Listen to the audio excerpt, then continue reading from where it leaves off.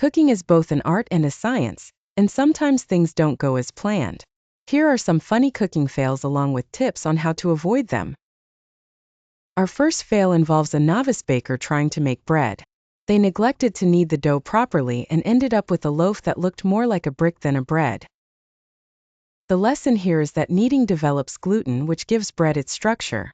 Tip: knead the dough until it's smooth and elastic.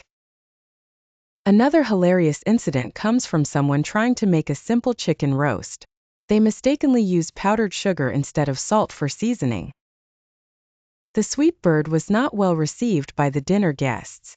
To avoid such mix-ups, always label your containers clearly and double-check before you season. Moving on to a pasta mishap, a home cook forgot to add water to the pot while boiling pasta. The result was a scorched pot and a smoky kitchen.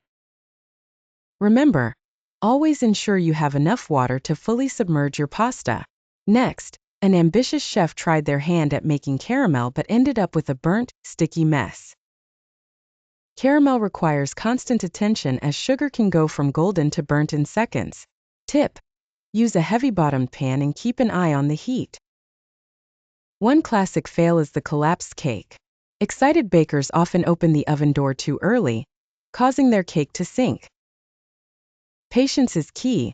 Let the cake bake undisturbed and test it with a toothpick towards the end of the baking time.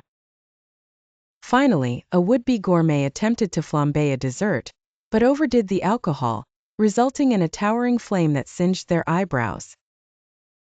When flambeing, only a small amount of alcohol is necessary, and always keep a lid nearby to smother the flames if needed. Cooking fails are a part of the learning process. They might be funny, but each one teaches an important lesson. By understanding the cause of these mishaps and following the tips provided, you can avoid them and improve your culinary skills.